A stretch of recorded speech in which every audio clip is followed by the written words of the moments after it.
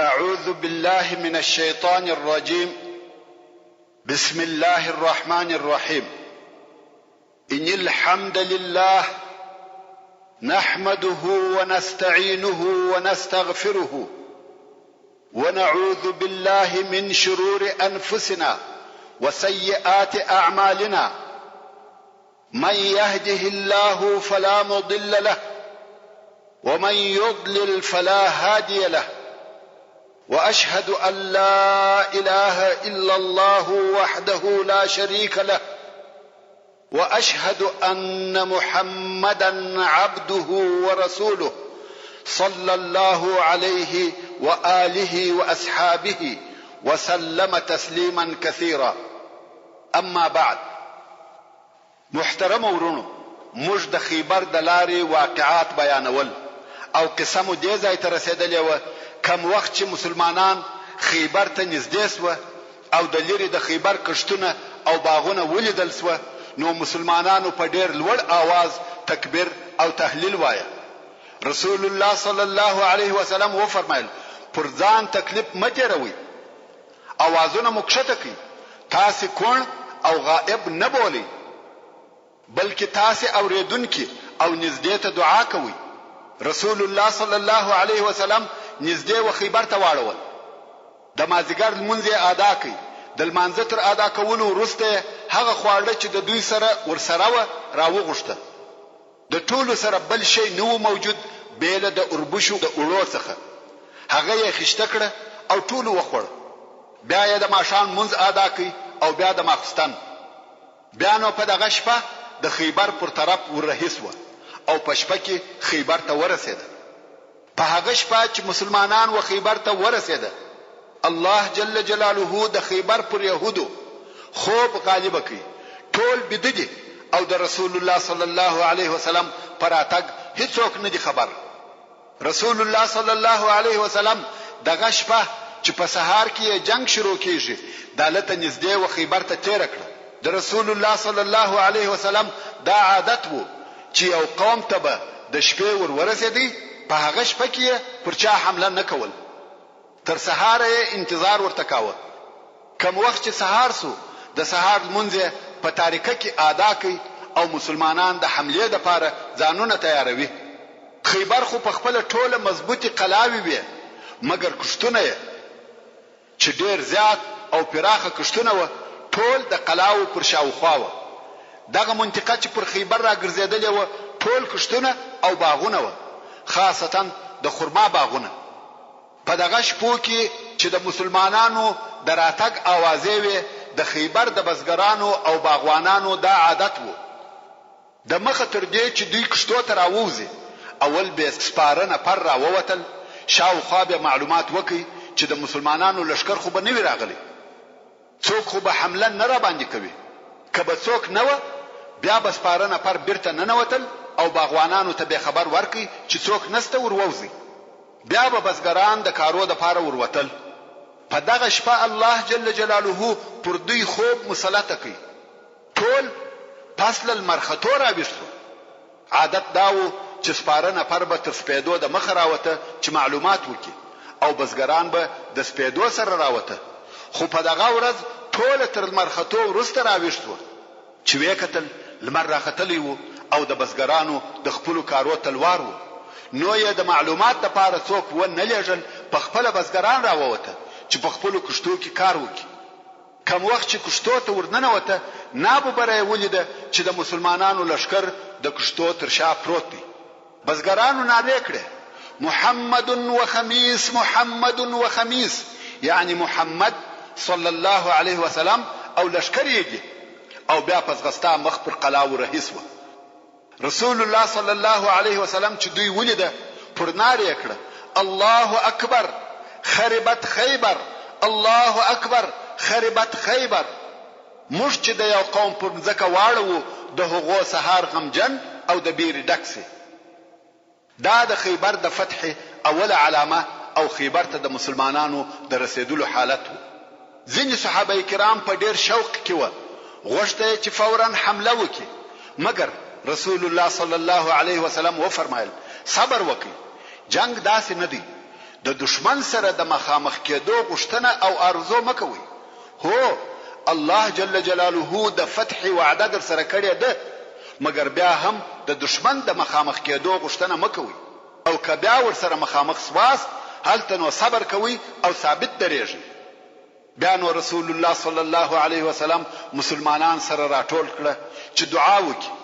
رسول الله صلی الله علیه وسلم په دعا شروع وکړه او وی فرمایل: اللهم رب السماوات وما أضللنا ورب الأرضين وما أقللنا ورب الشياطين وما أضللنا فإنا نسألك خير هذه القرية وخير أهلها وخير ما فيها ونعوذ بك من شرها وشر أهلها وشر ما فيها. اللهم أنت ربنا وربهم ونواصينا ونواصيهم بيدك وإنما تقتلهم أنت. اول اوسنو بسم الله در دمخسي يعني الهي رب د آسمانو او د هغو شیانو چې سایه کړی ده، رب د مځکې او د هغه شیانو چې په مځکه کې پرله اوړي، رب د شیطانانو او د هغو چې دوی گمراه کړي دي.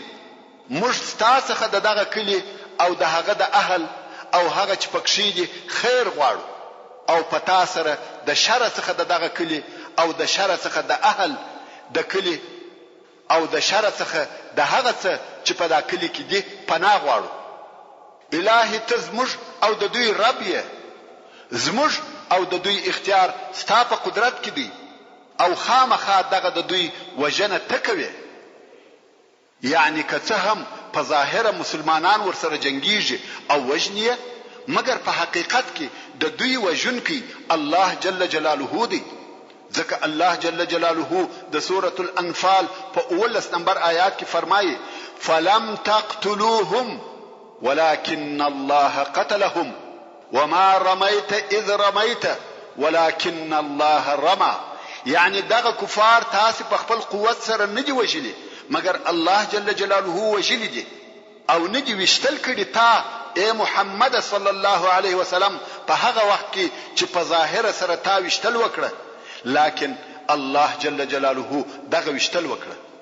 که څه هم دغه آیات شریف په بدر کې نازل سو او موږ یې هلته پوره قصه او ترجمه درته بیان کړې ده، خدا په عمومي شکل سره د الله جل جلاله د طرف څخه تعلیم دی. یعنی هغه چې تاسو دشمنان وژني هغه تاسو نه یاست، بلکې الله جل جلاله یې وژني. نو ځکه رسول الله صلی الله علیه وسلم وفرمایل: انما تقتلهم انت. چې د صحابه کرامو ښه یقین سي چې شکست الله جل جلاله ورکوي، نه موږ. او خیبر ته تر ننوتلو د مخه د صحابه کرامو نیت ښه صاف سي.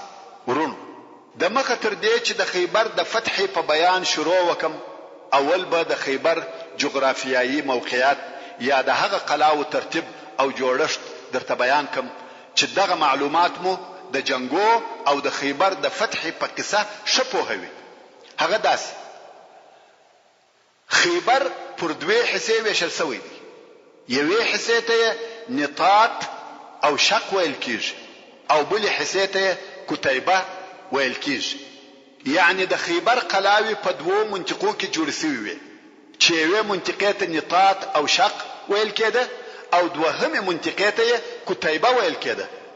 په نطاق کې 3 قلاوی دي او په شق کې 2 قلاوی دي، چې دغه نطاق او شق په مابین کې لږ فاصله ده، او کتیبه بیا دغه ځای څخه لري په بل منطقه کې واقع ده.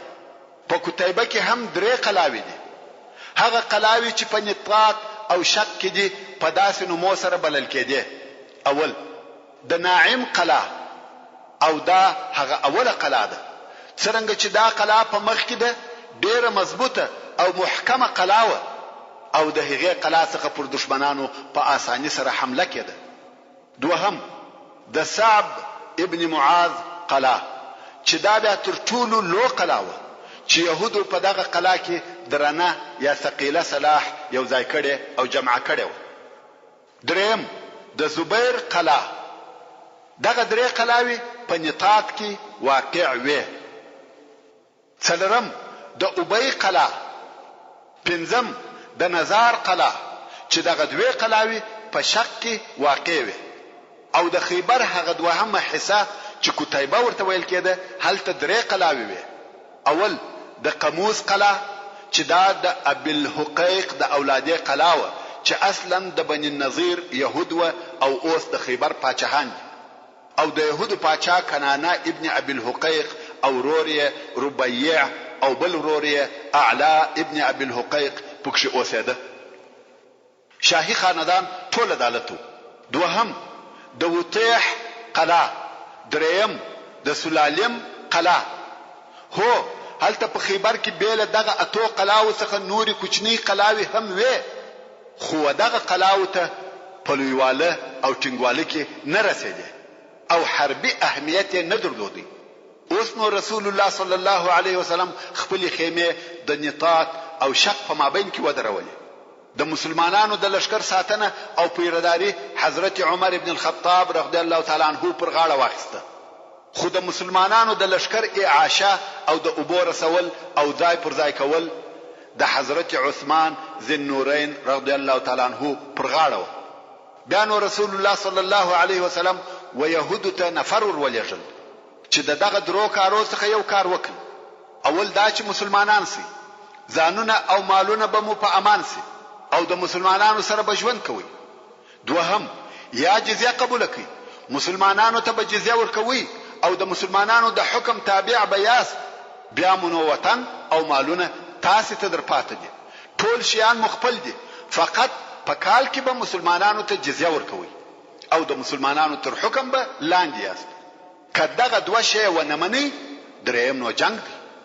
نفر چې ورغله او يهود ته دغه درې خبرې وکړي، هغه ویل لږ ورسته به جواب درکو، موږ به مشوره وکړو بیا به حال درولېږو. نفر هم راغله ویل لږ ورسته به جواب راکړي. نابو بره د قلاو دروازې خلاص شوې او يهود په یو ور حمله کوونکي لشکر راوېستي او پر مسلمانانو هجوم وروړي. دا د هغه خبرو جواب و. غادرانو يهودو جنگ شروع کړي.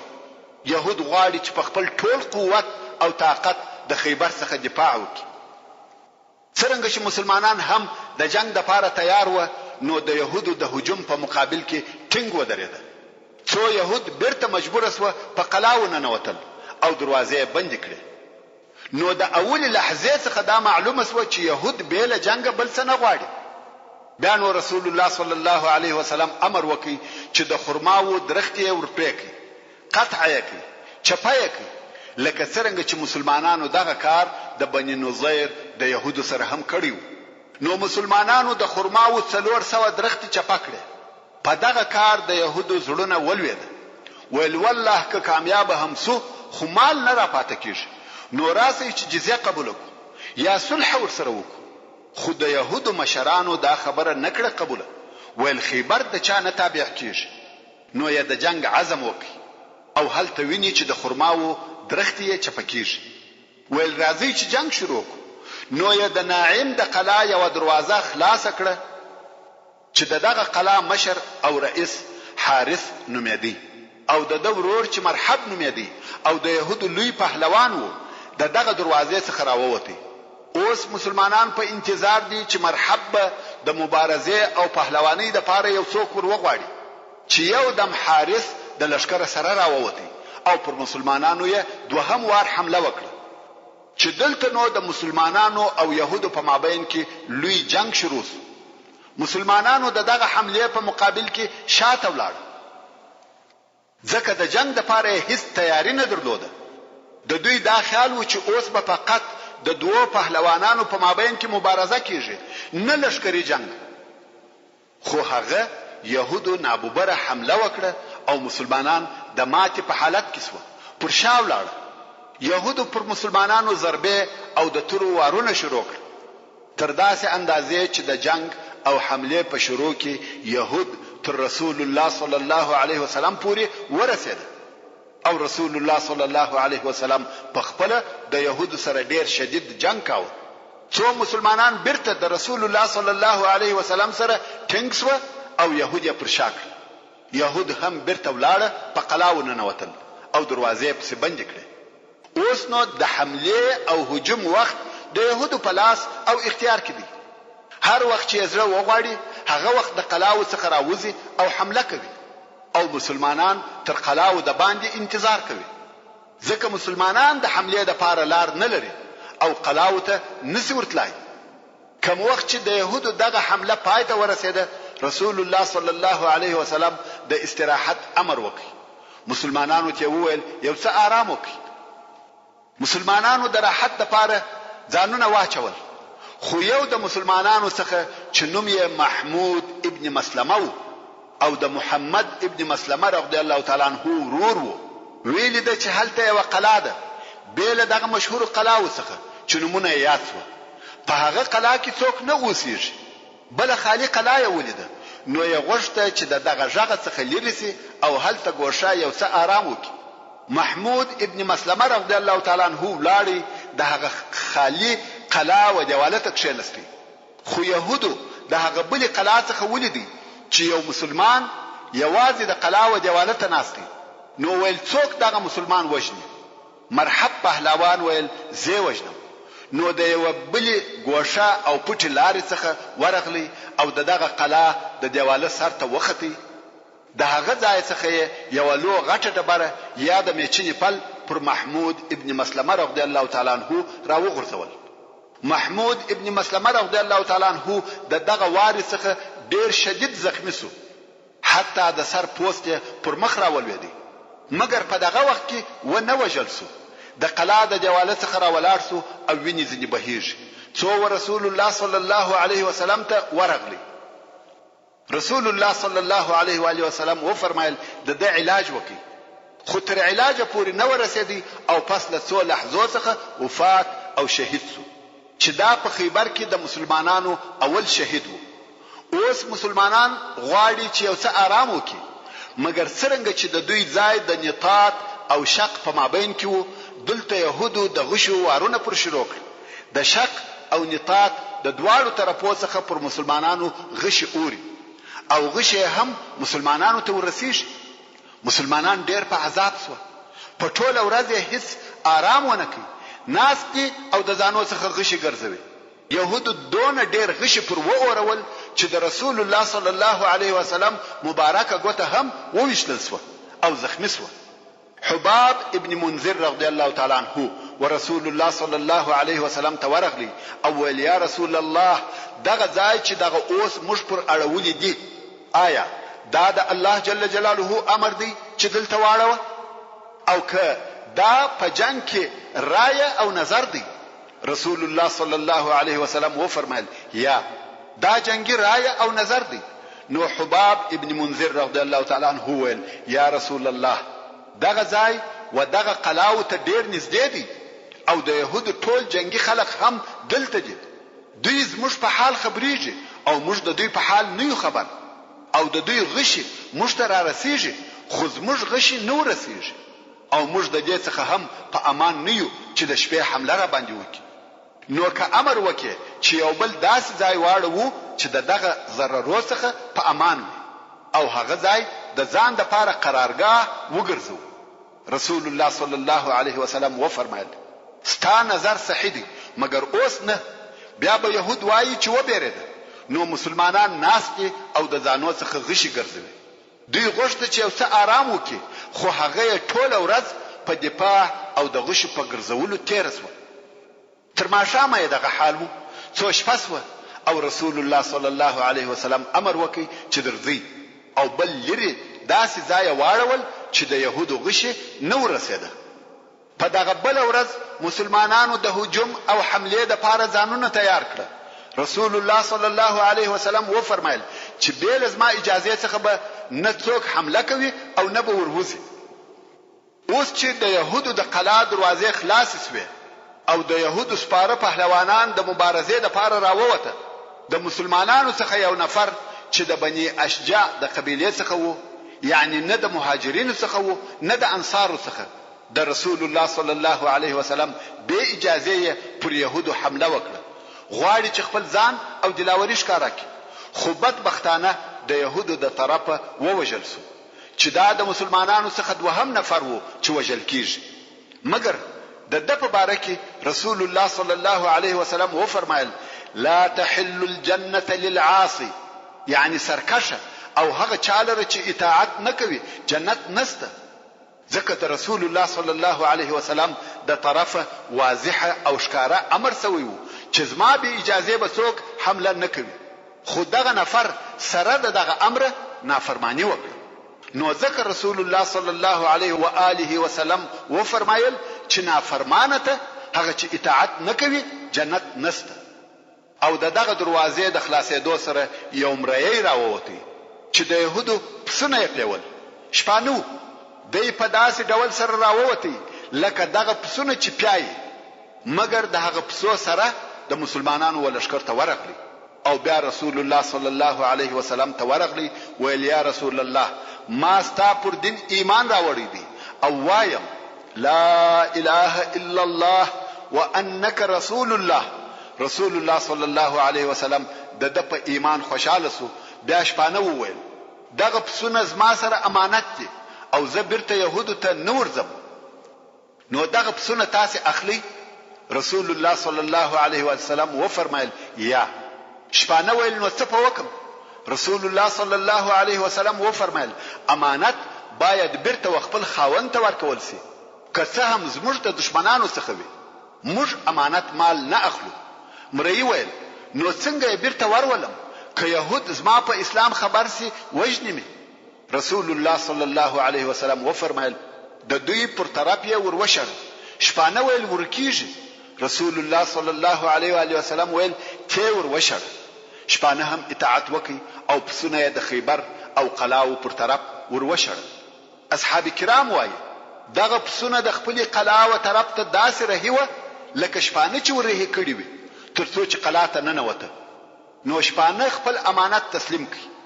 بیا نو د مسلمانانو د طرفه حمله او هجوم شروع شو او دغه شپانه هم په دغه حمله کې ګډون وکړي.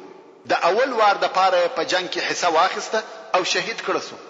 په سهار کې مسلمان سو او د ماپښین تر مانځه د مخه شهید سو. نو یې په اسلام کې هیڅ المنز نو کړی او شهید سو. دلته نو رسول الله صلی الله علیه وسلم و فرمایل که څوک غواړي چې د اهل جنت څخه و یو داسې نفر ته وګوري چې هغه نفر د په ټول عمر یو رکعات المنز نوي کړی، نو دی ودغه شپانه ته وګوري او د سره اوس دوی حور العين ورسره دي رضی الله تعالی عنه. ورونو په حدیث شریف کې راغلی دی چې جنت و تاسو ته ستاسو د چوټي تر بند در نږدې دي او اور هم د غرنګ نږدې دي. نو جنت ته تګ ډیر آسان دی چې الله جل جلاله یې وچاته آسان کړي. اوس نو د ناعم د قلا پر شاوخوا د مسلمانانو د طرفه محاصره ټینګیږي او جنگ هم د ناعم د قلا پر شاوخوا دی چې دغه قلا د خیبر اوله قلا ده. د مسلمانانو ډلې په يهودو پسې ګوري چې څنګه حمله پر وکړي او يهود بیا په مسلمانانو پسې ګوري چې په نتیجه کې کوچنی حمله کیږي او د جنگ څو ورځې دوام پیدا کوي. هفته تیر شوه صحیح نتیجه نشته. لس ورځې تیر شوه بیا هم به نتیجه دي ځکه قلا ډیره محکمه ده خو د مسلمانانو د طرفه محاصره دوام لري. څو یو ورځ هغه د يهودو لوی پهلوان مرحب راووتی او د مسلمانانو د طرفه پهلوان غواړي چې جنگ او مبارزه ورسره وکړي. مرحب د مسلمانانو د لشکر و مخته د غرور او تکبر حرکتونه کوي ځکه مرحب د يهودو داسې پهلوان وو چې په ټولو يهودو کې مثل او جوړه نه و او په عربي سره د غرور او د ځان د تعریف بیتونه ویل چې هغه داسې و قد علمت خیبر انی مرحب شاکی السلاح بطل مجرب اذا الحروب اقبلت تلهب. د مقابله د پاره عامر ابن الاکواع رضی الله تعالی عنہ وروته او هغه بیا دا بیت وایه قد علمت خیبر انی عامر شاکی السلاح بطل مغامر. نو د دوی دوه په مابین کې د تورو وارونه سره شروع شو. د مرحب واری د عامر رضی الله تعالی عنہ پر سپر و مشتي څنګه چې د عامر رضی الله تعالی عنہ تور لنډه او کوچنی و غواړي چې مرحب پر څو په ووهي. کوم وخت چې واری پر وکی توره د مرحب څخه خطا سوه او راغله په خپل د عامر پر خپل زنګانو ومشته او د هغه زخم څخه عامر رضی الله تعالی عنه وپاس. صحابه کرامو په خپل مابین کې سره وویل چې د عامر ټول عملونه عبث او بیهوده سوه ځکه په خپل ځان ووژي. نو سلمہ ابن الاکوع رضی الله تعالی عنه وايي زه رسول الله صلی الله علیه و آله وسلم ته په داسې حال کې ورغلم چې ژړل مې او ما ویل یا رسول الله آیا رښتیا د عامر ټول عمل عبث او برباد سو؟ رسول الله صلی الله علیه وسلم ویل چا ویل؟ ما ویل ستا ځینې اصحاب وایي. رسول الله صلی الله علیه وسلم و فرمایل هر څوک چې وایي هغه غلط وایي او عامر لره 2 اجر دي. خیر مرحب پهلوان دوهم وار بیا په میدان کې ودرېدی. هغه بیتونه وایي او بیا د مبارزې د پاره نه پر وغوښتي. دلته نو حضرت علی رضی الله تعالی عنہ ورووتی او دغه بیت وایي انا الذي سمتني امي حيدر كليث الغابات كريه المنظر او فيهم بالساعي كيل السندره. مگر محمد ابن مسلمه رضی الله تعالی عنہ ورته ویل یا علی پر د زما بدله پاته ده ځکه زما ورور محمود ابن مسلمه یې وژلی دی. کستاسي په یاد وي دغه مرحب پهلوان وو چې پر محمود ابن مسلمه رضی الله تعالی عنہ یې د قلا د بام څخه لو ډبره را وغورځول او په شهادت یې ورساوه. محمد ابن مسلمه رضی الله تعالی عنہ او علی رضی الله تعالی عنہ ته ویل دای ما ته را پرېږده ځکه پر د زما بدله پاته ده. نو محمد ابن مسلمه رضی الله تعالی عنہ وروتی او د دوی دوه په مابین کې هغه لوی جنگ او مبارزه شروع شوه کوم چې تاریخ یې نه هېروي او مسلمانانو په ټول عمر داسې جنگ او مبارزه نه ولیدلې لکه د محمد ابن مسلمه رضی الله تعالی عنہ او مرحب په مابین کې چې وسوه. پوره 1 ساعت دغه جنگ دوام وکړي او د دواړو طرفو خلک ورته ګوري. جنگ روان دی او پهلوانان د جنگ په حرکتو کې مختصي شاتسي ترڅو چې یوې منطقې ته ورسېده چې هلته درختي وي او دغه درختو په مابین کې جنگ سره کاوه. څو د دوی په مابین کې یو درخت راغله دغه درختي دې طرف او هغه طرف ته وهل سره کوي. د ډیرو وارو او وهلو په سبب د درخت شاخونه پرې کېده او رالوېده تر داسې اندازې چې د درخت ټول شاخونه پرې سوه فقط د درخت یو تنه پاتې سوه. داسې معلومه ده لکه د دوی په مابین کې چې یو سړی ولاړ او دوی دغه درخت پر تنه سره راګرځي او جنگ کوي. خلق هم ورته ګوري چې دا څنګه جنگ او وهل دي خو یو هم هغه بل نسی وهلی. دغه جنگ ډیر وخت دوام درلودی څو په آخر کې محمد ابن مسلمه رضی الله تعالی عنہ وکولای شوی چې مرحب پر پښه ووهي. مرحب غزار سو او ولوېدی. نو یا محمد ابن مسلمه رضی الله تعالی عنہ ته ویل مړ میکه ځکه تر پښه ویني په واره وهي او د حرکت نو ویل مړ میکه. محمد ابن مسلمه رضی الله تعالی عنہ یې د بل پښه هم ور پرې کړ. مرحب ناره وهي مړ میکه. محمد ابن مسلمه رضی الله تعالی عنہ ویل یا شدی چې تر مرګ د مخه د دردو او عذابو خوند وګوره ته چې زما ورور دی وواژه. نو محمد ابن مسلمه رضی الله تعالی عنہ مرحب پر دغه حال پریښاوه او دای ځنی رهیسو. هغه ناره وهي چې مړ میکه عذاب مرا کوه. محمد ابن مسلمه رضی الله تعالی عنہ بیا ورته ویل د مرګ د سختیو مزه واخله او ځنی رهیسو. سړی پروتي او ویني ځنی بهیږي. خو بیا علی رضی الله تعالی عنہ ورغلی او د مرحب سره ور پریکي د هغه سامان او د هغه اسلحه واخسته او بیرته ولاړ. ورسول الله صلی الله علیه وسلم ته ورغلی او ویل یا رسول الله مرحب ما ووجه. محمد ابن مسلمه رضی الله تعالی عنہ هغه چې تر 1 ساعت لا زیات جنگ وکي او اصلا مرحب هغه وجلی وو. اوس څنګه علی رضی الله تعالی عنہ وایي چې مرحب ما ووجه؟ نو ویل یا رسول الله والله ما مرحب نه پریښاوه مگر د دې د پاره چې د مرګ عذاب وویني. اصلا مرحب ما وجلی دی. ورونو څنګه چې مرحب د يهودو د پهلوانانو پهلوان او د هغه وجل د هغه د قاتل د پاره ابدي او تاریخي شرف وو نو خود هر یو یې نسبت وزان تکاوه. مگر رسول الله صلی الله علیه و آله وسلم و محمد ابن مسلمه رضی الله تعالی عنه ته وفرمایل هو ته هغه څوک چې مرحب دی ووجي یا محمد ابن مسلمه او علی رضی الله تعالی عنه ته وفرمایل یا علی د هغه وجل سوي سړي سامان و محمد ته ورکړه چې ودغه سامان ته سلبه ویل کیږي او هغه چاته ورکول کیږي چې د وجل سوي سړي قاتل او وجونکی وي. نو محمد ابن مسلمه رضی الله تعالی عنه د مرحب اسلحه او سامان واخیسته. نو د يهودو د لوی پهلوان مرحب وجل د محمد ابن مسلمه رضی الله تعالی عنه پر لاس و.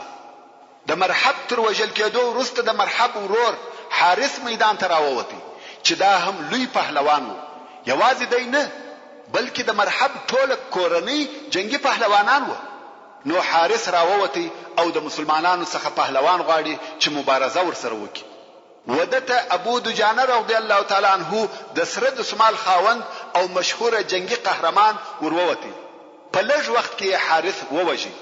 بیا د مرحب بل ورور چې یاسر نومېدی هغه راووتی او د مسلمانانو څخه مبارز غواړي. ودته زبیر ابن العوام رضی الله تعالی عنه چې د معرفي کولو ضرورت نسته ورووتی. دغه یاسر تر اندازې زیات جګ او غټ سړی و.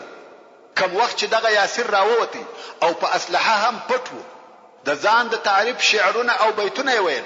رسول الله صلی الله علیه و آله وسلم چې ولیدي په ډیر تعجب سره وویل ما اطوله دا څونه جګ دی دا څه بلا ده. رسول الله صلی الله علیه وسلم دونه جګ سړی نه ولیدلی. نو یې پوښتنه وکړه ویل دا به 15 ذراع وي. صحابه کرام وویل بلکې تر دغه هم جګ دی یا رسول الله. ذراع خو پیژنې چې د هغه وخت د اندازه کولو آله وه لکه د نن ورځې متر. مګر د ذراع په اوږدوالي کې خلک اختلاف لري. څوک وایي 80 سانتي کیږي څوک وایي 50 سانتي ده. په هر صورت دغه یاسر چې 15 ذراع سي لږ تر لږه 2.5 متره سو. کوم وخت چې دغه جګ او غټ 2.5 متره یاسر میدان ته راووتی او د مسلمانانو د طرفه زبیر ابن العوام رضی الله تعالی عنه وروزي صفیه بنت عبد المطلب د رسول الله صلی الله علیه و آله وسلم عمه او د زبیر رضی الله تعالی عنه مور پر خپل زوی و بیرېده. او دا هغه شذوه چې هیڅ بیره نه درلوده. دا و بیرېده او رسول الله صلی الله علیه وسلم ته ورغله ویل یا رسول الله دا څه بلا ده بیرېږم چې زوی به مې رامړ کړي. رسول الله صلی الله علیه و آله وسلم وفرمایل یا ستا زوی وجنی ان شاء الله تعالی. نو زبیر رضی الله تعالی عنه وروتی او دا شعر وایي قد علمت خیبر انی زبار قلم القرم غیر نقص فرار. نور بیتونه هم ویل او په جنگ شروع وسو. دې جنگ هم 1 ساعت دوام وکړي خو په آخر کې زبیر رضی الله تعالی عنه پر غټ یاسر قاتلانه حمله او واري وکړي او یاسر یې ووژي. دلته نو رسول الله صلی الله علیه و آله وسلم په لوړ आवाज تکبیر ووایه الله اکبر ځکه څوک دغه بلا وجلای سي. او رسول الله صلی الله علیه وسلم وفرمایل لكل نبي حواري وحواري الزبير. یعنی هر نبی لره ناصر کومک کوونکی مخلص او صداقتمن سته خو زما ناصر او مخلص زبیر دی رضی الله تعالی عنه. او بیا د يهودو څخه عامر راووتی ودته حضرت علی رضی الله تعالی عنه وروتی او عامر یې ووجي. بیا د يهودو څخه د اسید په نامه یو لوی او مشهور پهلوان راووتی دته محمد ابن مسلمه رضی الله تعالی عنه وروتی او اسید یې ووجي. يهود ولیده چې هر پهلوان یې مبارزه ته وروزي هغه وجل کیږي. نو یو مبارزه پرېښول ول په دې کار کې فائدہ نشته. زموږ پهلوانان که هر څونه قوي هم وي خو د مسلمانانو پر پهلوانانو نشي غالب کېدلی. نو یې دغه یو په یو جنگ او مبارزه پرېښول او هغه ډلهیز جنگونه کیږي. خو په دې مابین کې 2 هفتې تیر شوې 14 ورځې مګر مسلمانانو کم خاص بری لاس ته نه راوړي ځکه يهود ټول په قلاو کې دي. 15 ورځ چې قلا خلاص شوه د يهودو د جملې څخه یو نفر ورسول الله صلی الله علیه وسلم ته ورغلی. رسول الله صلی الله علیه وسلم پوښتنه ځنی وکړه چې څه خبر دی راوړی دی. سړی ویل خبره دا ده چې موږ پهلوانان لرو نفر او اسلحه لرو اوبه او خوراکه په دونه اندازه را سره سته چې په کلو یې نسو خلاصولای. قسم په الله خیبر نه فتح کیږي. رسول الله صلی الله علیه وسلم ورته ویل راغلی چې ما وبېروي؟ يهودي ویل یا. ویل نو د چیش د پاره راغلی؟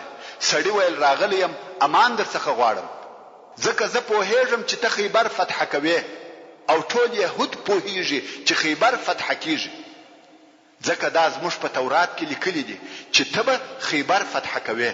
نو زه راغلی یم د ځان او د خپل کورنۍ او مالو د پاره امان غواړم، زه نه غواړم چې تاسو سره جنگ وکم.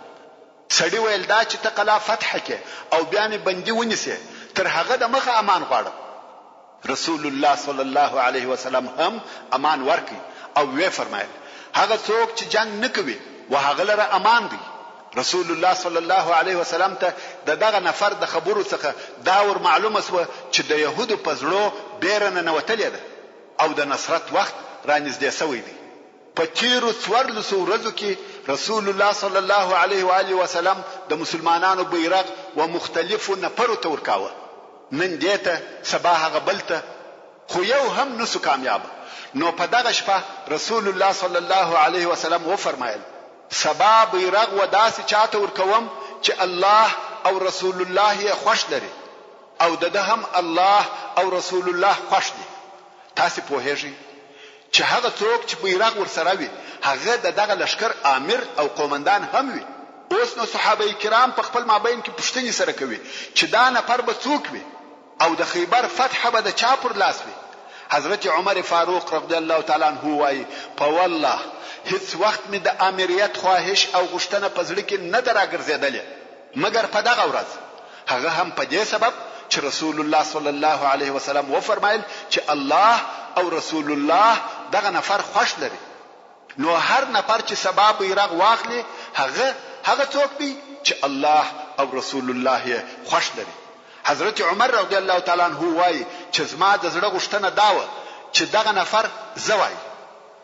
نو ټول اصحاب کرام په انتظار دي چې سبب بیرغ څوک واخلي، حتی چې سبا سحر تر هغه خپل وخت د مخه راوښتو او په دې انتظار و چې بیرغ به څوک واخلي.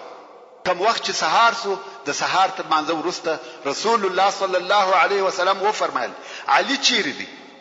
یو د اصحاب کرام وویل یا رسول الله د هغه سترګې خوږیږي. ویل ورسره رايول. صحابه په سبلاړي حضرت علی رضی الله تعالی عنہ یې راوستي. رسول الله صلی الله علیه و آله وسلم ورته ویل یا علی صدر ته پیښه ده. هغه ویل یا رسول الله سترګې می خوږیږي تر داسې اندازې چې والله نه دشت وینم نه شیله نه غر وینم نه درخت هیڅ شی نه وینم، سترګې می پټې او بندې دي. رسول الله صلی الله علیه وسلم خپل مبارک لاس د علی رضی الله تعالی عنہ پر سترګو ورتیر کړ او پر سترګو یې ورټکړه. د علی رضی الله تعالی عنہ سترګې داسې جوړې شوې لکه هیڅ تکلیف او خوش چې نوی ورته پیښ شوی. حتی بیا د مرګ تر وخت و علی رضی الله تعالی عنہ ته د سترګو خوش او مریضي نس و پیښ. کوم وخت چې د علی رضی الله تعالی عنہ سترګې شې او جوړې شوې نو رسول الله صلی الله علیه وسلم د مسلمانانو بیرغ ورکړ. علی کرم الله وجهه هم ډیر ژر لشکر جوړ او جنگ ته آماده کړ. د يهودو بیا هر ورځ دا عادت وو چې په سهار کې به د سپرو یو ډله د قلا څخه راوتل او پر مسلمانانو به حمله کولې او بیا چې به ولید چې نور څه نسی کولای بیرته به ولاړ په قلا وبننه وته او د قلا دروازې به بند کړې. دا یې د هر ورځ کار وو. نو په دغه ورځ چې علی رضی الله تعالی عنہ بیرغ واخیستی بیا هم يهود راووتل، خو علی رضی الله تعالی عنہ د خپل لشکره سره پر شاتلی. د يهود په مقابل کې عقب نشینی کول. يهود فکر وکړي چې مسلمانان ماتیږي او شکست خوري. نور هم پسې ور د مخه سو.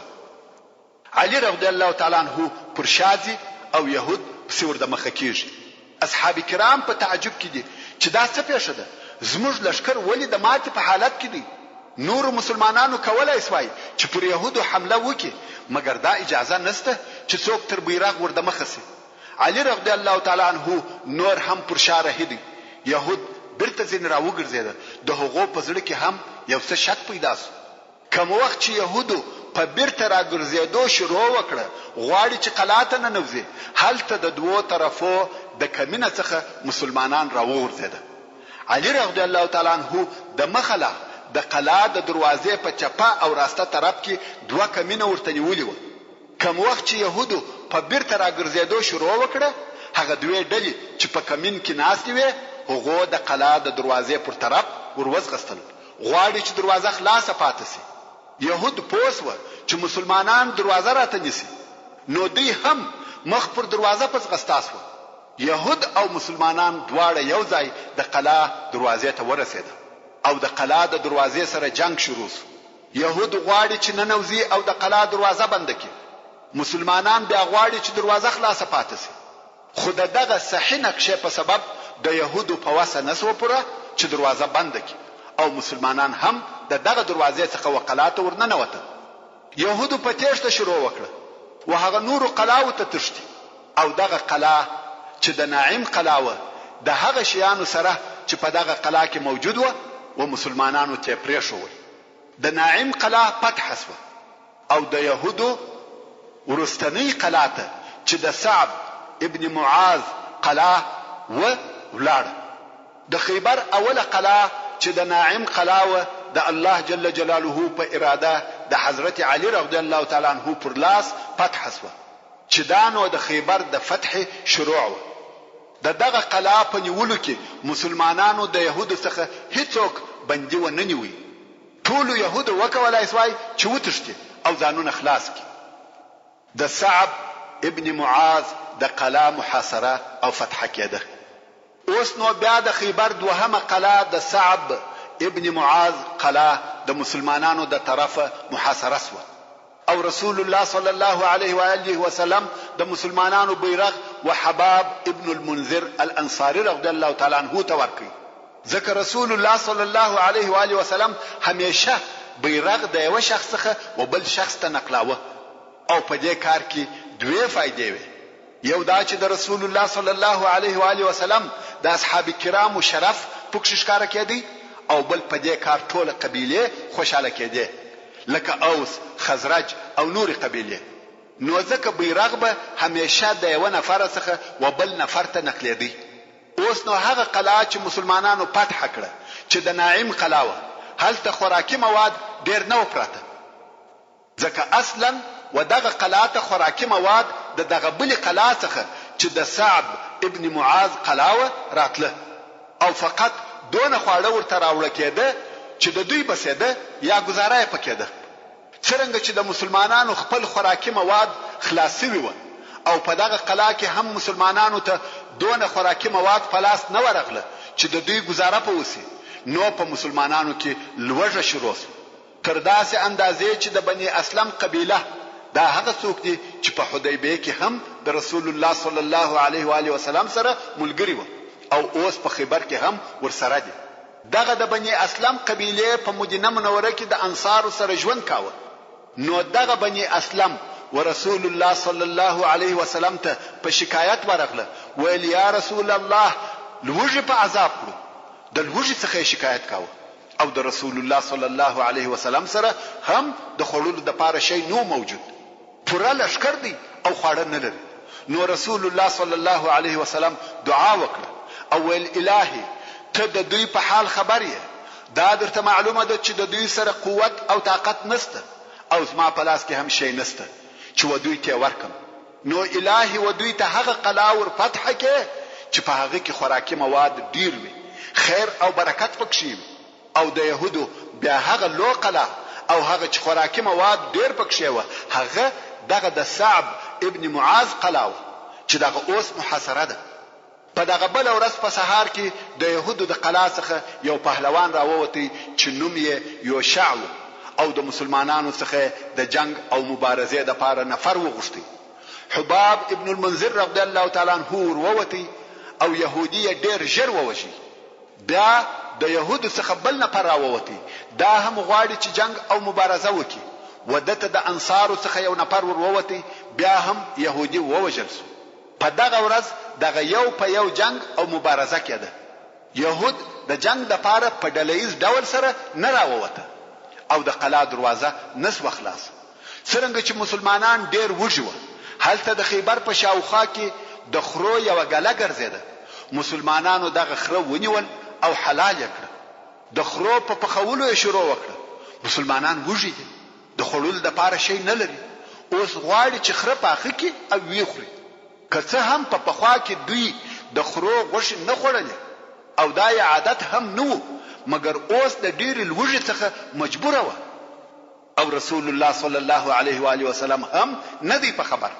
خو وروسته رسول الله صلی الله علیه وسلم د لشکر د خبر او حال نیولو دپاره پر لشکر ګرځېدی. ویلې ده چې دیګونه باندې دي او په غوښو ډک دي. ویل دا څه شي دي؟ صحابه کرام ویل یا رسول الله خره مو پیدا کړه او حلال مو کړه، غواړو چې غوښې یې وخورو. مګر رسول الله صلی الله علیه وسلم د خره د غوښو د خوړلو څخه منع کړه او د خره غوښې یې حرام کړې. د خره غوښې په دغه وخت او دغه ځای کې حرام شوې، یعنی د مخه په اسلام کې د حلال او حرام حکم نو موجود، مګر دلته د حراموالي حکم وسو. محترم ورونو، زموږ د بحث پاتې حصه به ان شاء الله تعالی پراتونکي کې واوري. سبحان ربك رب العزة عما يصفون وسلام على المرسلين والحمد لله رب العالمين. تعلیم الاسلام رادیو ستاسو د ذهنونو روښانه کوونکی.